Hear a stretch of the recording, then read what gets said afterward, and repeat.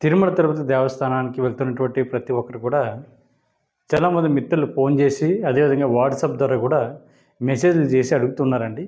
Sir మేము తిరుమల అనుకోకుండా వెళ్తున్నామండి. మాకు తిరుమల కొండపైన రూమ్స్ ఎక్కడ ఇస్తారు?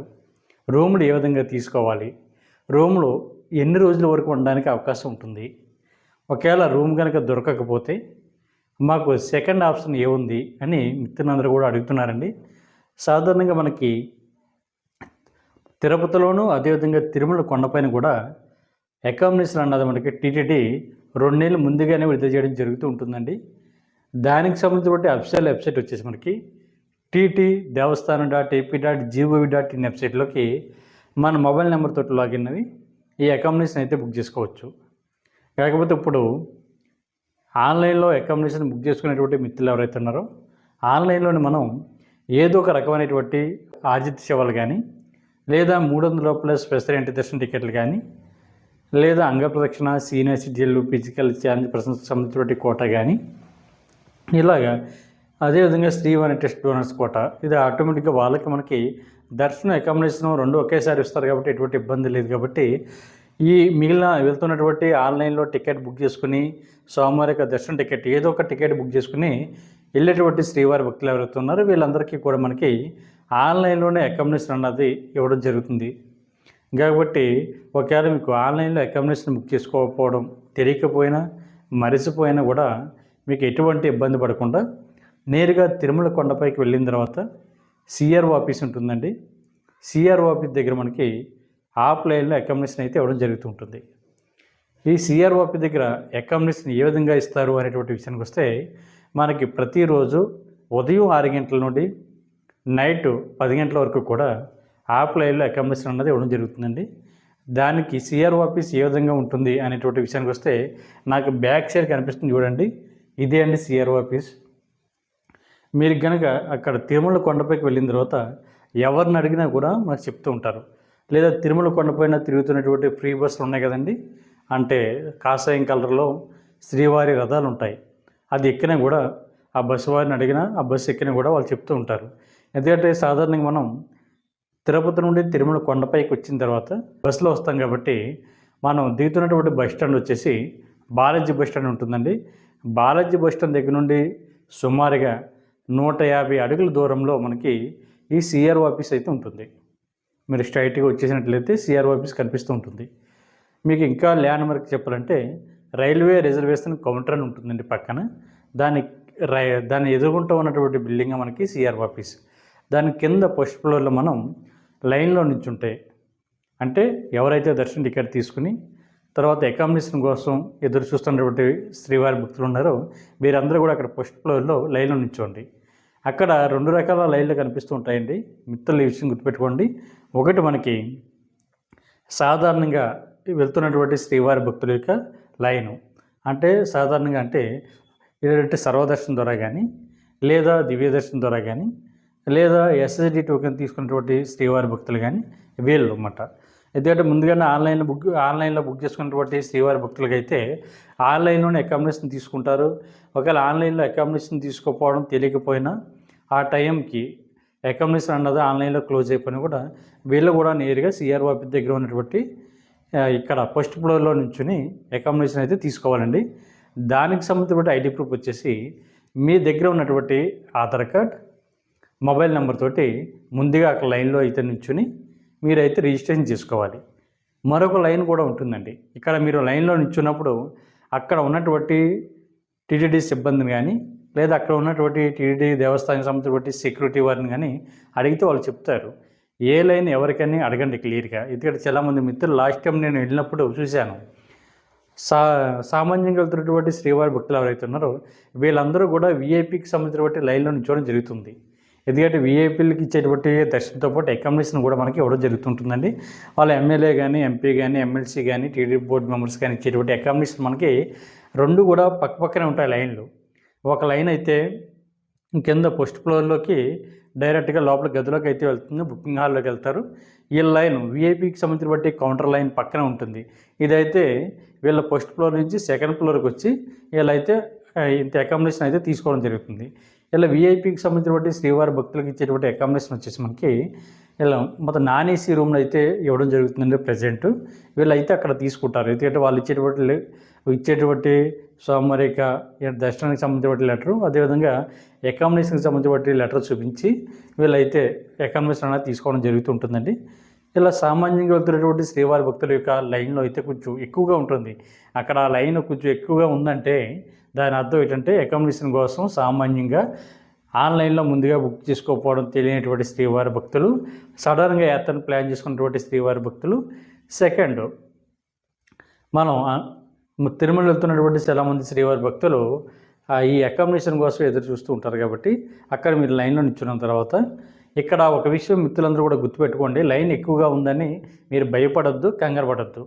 ఆ లైన్ అంతా కూడా 5 నిమిషాల్లో ఖాళీ అయిపోతుందండి. ఎందుకంటే ఒకేసారి ఒక 100 మందిని లోపల బుకింగ్ హాల్లోకి పంపించడం జరుగుతూ ఉంటుంది. ఎందుకంటే లోపల కౌంటర్లు అయితే సుమారుగా ఒక 10 వరకు ఉంటాయండి. అకామిడేషన్ ఇచ్చేటువంటి కౌంటర్లు, మన కోసం రిజిస్ట్రేషన్ చేయడానికి కౌంటర్లు అన్నీ కూడా లోపల ఉంటాయి. చాలా కొంచెం లెంత్ ఎక్కువ ఉంటుంది. ఒకేసారి 100 నుండి 200 మందిని శ్రీవారి భక్తులు అయితే అకామిడేషన్ కోసం వదులుతూ ఉంటారు. మీరు ఆ లైన్ చూసి కంగారు పడవద్దు, భయపడద్దు. తర్వాత ఒకవేళ అకామిడేషన్ అయిపోయిందని చెప్పినా కూడా తాత్కాలికంగా అక్కడ అయిపోతుంది తప్ప మళ్ళీ 1 అవర్లో మళ్ళీ వెళ్తే అకామిడేషన్ అన్నది ఇవ్వడం జరుగుతుంది.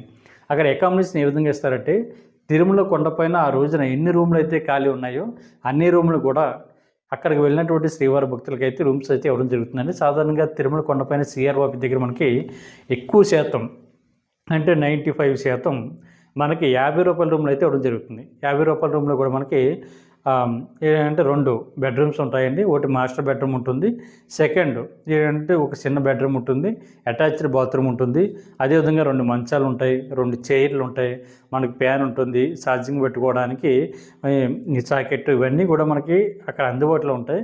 అదేవిధంగా హాట్ వాటర్ కూడా ఫెసిలిటీ కూడా మనకి ఎక్కడైతే రూమ్ తీసుకున్నామో దాని దగ్గరలోనే హాట్ వాటర్ ఫెసిలిటీ కూడా ఉంటుంది. తర్వాత మనం తిరుమల కొండపైకి వెళ్ళినప్పుడు చాలామంది గుండు కొట్టించుకుంటారు కాబట్టి, అంటే స్వామివారికి తలనీలాలు సమర్పిస్తారు కాబట్టి అది కూడా మీకు రూమ్ ఎక్కడైతే వచ్చిందో అక్కడే మీరు తలనీలాలు కూడా తీసుకోవడానికి సంబంధించిన బట్టి ప్లేస్ కూడా అక్కడే ఉంటుందండి. మీకు ఎటువంటి ఇబ్బంది అవసరం లేదు.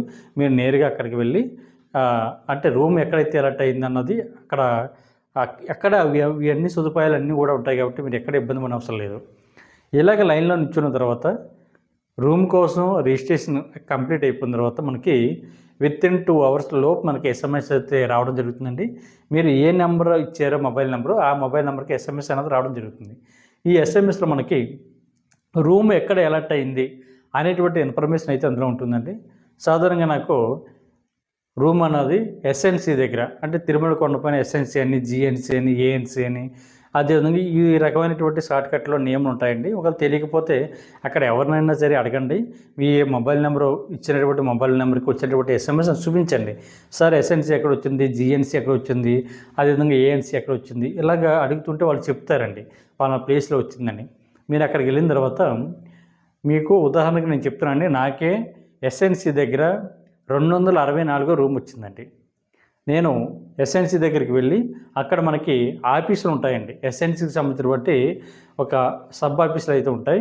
అక్కడ మనం అమౌంట్ అయితే ఆన్లైన్లో కట్టవలసి ఉంటుంది. ఆన్లైన్లో అంటే మీ దగ్గర ఉన్నటువంటి గూగుల్ పే కానీ, ఫోన్పే కానీ, ఇంటర్నెట్ బ్యాంకింగ్ ద్వారా కానీ, మీ దగ్గర ఉన్నటువంటి ఏటీఎం కార్డ్స్ ద్వారా కానీ, డెబిట్ కార్డు కానీ, క్రెడిట్ కార్డు ద్వారా కూడా మనం ఆన్లైన్లో అమౌంట్ అన్నది కట్టాలండి. అంటే ఉదాహరణకి 50 రూపాయల రూమ్కి గాను మనం అదనంగా 500 రూపాయలు డిపాజిట్ చేయాలి. అంటే టోటల్గా చూసుకుంటే 550 రూపాయలు మనం కట్టవలసి ఉంటుంది. ఇదేంటండి 50 రూపాయల రూమ్కి 500 రూపాయలు కట్టించుకుంటున్నారని చాలామంది మిత్రులు అడుగుతున్నారండి. నిజానికి రూమ్ అన్నది మనకి 24 గంటలకు ఇవ్వడం జరుగుతుందండి. 24 గంటల తర్వాత మనం రూమ్ ఖాళీ చేసినటువంటి సమయంలో మిగిలినటువంటి అమౌంట్ ఏదైతే ఉందో దాన్ని రిఫండ్ చేయడం జరుగుతుంటుంది. అంటే మీరు ఆన్లైన్ బ్యాంకింగ్ ద్వారా చేస్తారు కాబట్టి మీకు మీ అకౌంట్కి నేరుగా 4 రోజుల నుండి 7 రోజుల లోపు మీరు ఇచ్చేటువంటి అమౌంట్ అన్నది ఆటోమేటిక్గా రీఫండ్ అన్నది జరుగుతుందండి. 50 రూపాయలు కట్ చేసుకుని రూమ్కి మిగిలినటువంటి 500 రూపాయలు కూడా మన అకౌంట్కి వేయడం జరుగుతుంటుంది. అక్కడ కట్టిన తర్వాత మీకు ఒక చిన్న స్లిప్ లాంటిది ఇవ్వడం జరుగుతుందండి. కొంచెం పొడుగ్గా ఉంటుంది స్లిప్. ఆ స్లిప్ పట్టుకుని తాళాలు ఇచ్చేటువంటి గదని ఉంటుందండి. వాళ్ళు చెప్తారు వాళ్ళ ప్లేస్కి వెళ్ళండి, అక్కడ తాళాలు ఇస్తారని చెప్తారు. మీరు అక్కడికి వచ్చిన తర్వాత తాళాలు ఇచ్చేటువంటి గది దగ్గరికి వచ్చిన తర్వాత, అంటే తాళాలు ఇచ్చేటువంటి ప్లేస్ ఉంటుంది. అక్కడికి వచ్చిన తర్వాత ఆ డీటెయిల్స్ అన్నీ వాళ్ళు ఎంటర్ చేసుకుని మనకైతే రూమ్ తాళాలు ఇవ్వడం జరుగుతుంటుంది.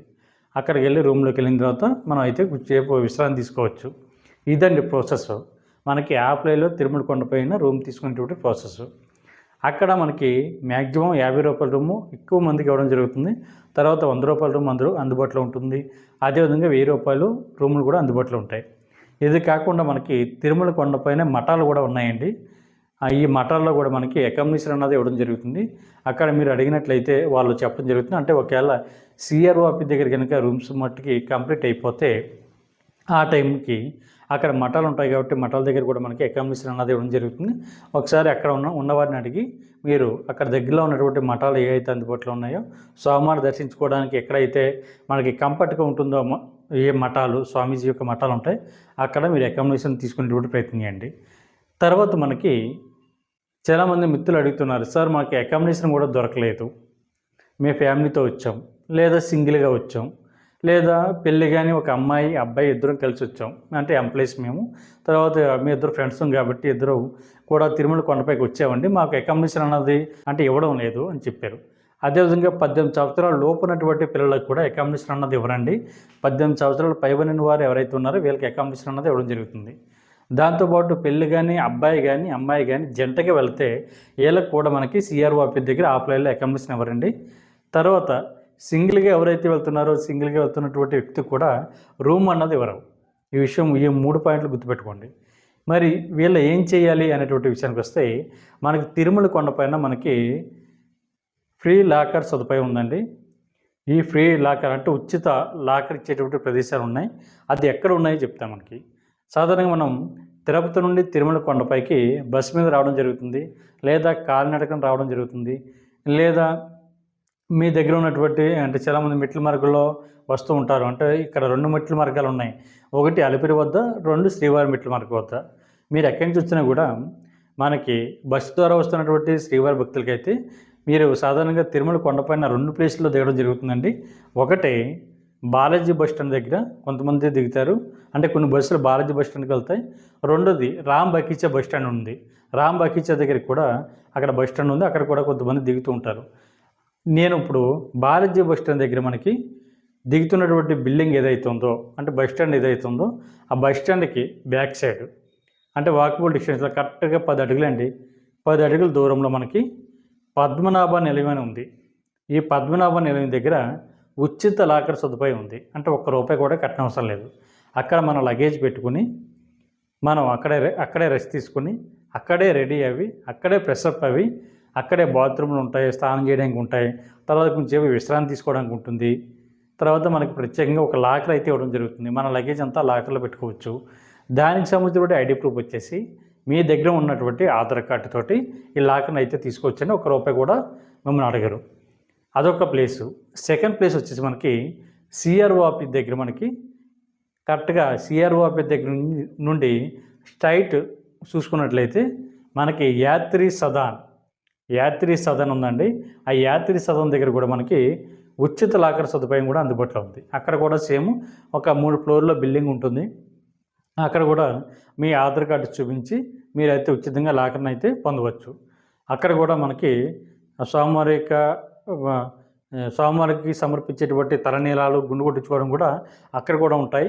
అదేవిధంగా స్నానం చేయడానికి గదులు ఉంటాయి, బాత్రూమ్లు ఉంటాయి, కొంచెంసేపు విశ్రాంతి తీసుకోవడానికి ప్లేస్ ఉంటుంది, చాలా ఓపెన్గా ఉంటాయి. అంటే రూమ్లో ఉన్నటువంటి ఫెసిలిటీస్ ఏవైతే ఉంటాయో అన్ని ఫెసిలిటీస్ కూడా మనకు ఉచిత లాకర్లు ఇచ్చేటువంటి ప్లేస్లు ఉంటాయండి.